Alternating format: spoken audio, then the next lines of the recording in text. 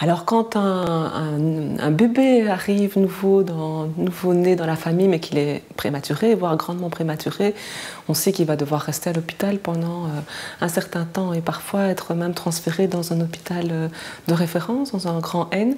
Et les parents peuvent habiter assez loin aussi. Donc ça c'est vraiment quelque chose de tragique pour eux. C'est une grande tourmente, c'est beaucoup de fatigue, beaucoup d'inquiétude. Parfois la pensée se gèle, on est tétanisé, parfois on est pris dans des émotions très fortes.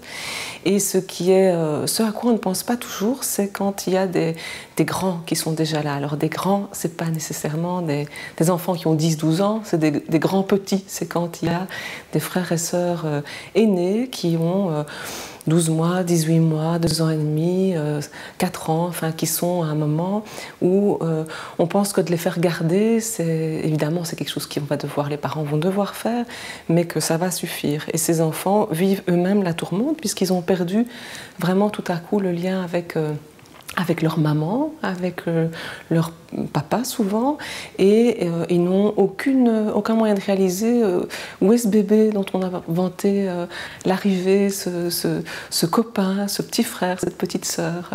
Alors on sait que c'est pas du tout évident pour eux de les accueillir dans les centres néonataux, de leur présenter ce bébé qui est tout petit, qui est appareillé souvent avec plein d'instruments, ils comprennent pas bien. Et la perspective d'accueillir, de prendre en considération ces petits grands, elle est encore trop peu souvent, ils sont trop peu souvent pris en considération parce qu'on est très démunis aussi, pris dans cette tourmente.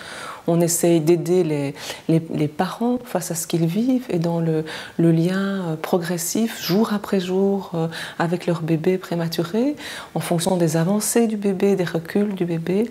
Et puis il y a ces autres enfants. Alors les parents nous parlent de toutes les stratégies et les moyens qu'ils mettent en œuvre pour assurer un lieu sécurisé. Mais quand la situation va un peu mieux, ils nous parlent des questions que ces enfants leur posent, des questions parentales, de savoir comment ne pas expliquer l'absence, expliquer l'inquiétude, pouvoir reprendre les choses avec des mots qui conviennent à l'âge qu'ont ces enfants. C'est que pour permettre aussi que ces enfants ne se sentent pas abandonnés, donc insécurisés, parce qu'ils ont perdu la voix de maman, la tranquillité de maman. Et donc il y a peut-être à volontairement essayer de porter un regard vers eux. Certains hôpitaux essayent d'avoir des petits outils didactiques sous forme de dessins ou de petits livrets qui permettent d'expliquer aux enfants pourquoi le bébé il est comme ça. C'est pas un bébé ordinaire. Lui, quand il était bébé, il n'était pas comme ça. Et tous les bébés ne sont pas comme ça. Mais ce petit frère, cette petite sœur est arrivé trop tôt. Il n'est pas encore capable de se débrouiller tout seul pour boire, parfois pour respirer. Donc il ne peut pas rentrer à la maison et c'est pour ça qu'on doit attendre.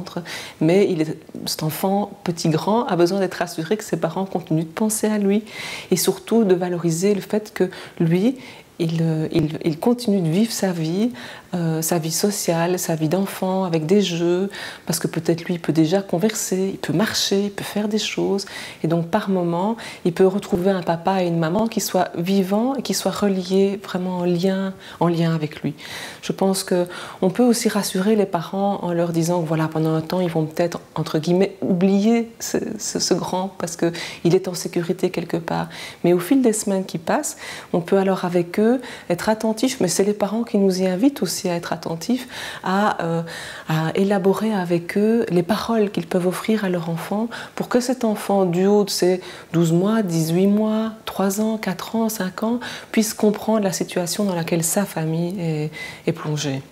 Alors je pense qu'il faut faire confiance à ce dialogue comme ça qui est particulier dans chaque famille entre un enfant et ses parents et pouvoir les soutenir à mettre des mots au plus juste de ce qu'ils vivent pour que la situation soit humanisée pour les enfants, qu'ils ne soient pas invités à régresser mais à continuer leur vie d'enfant à l'âge qui est le leur.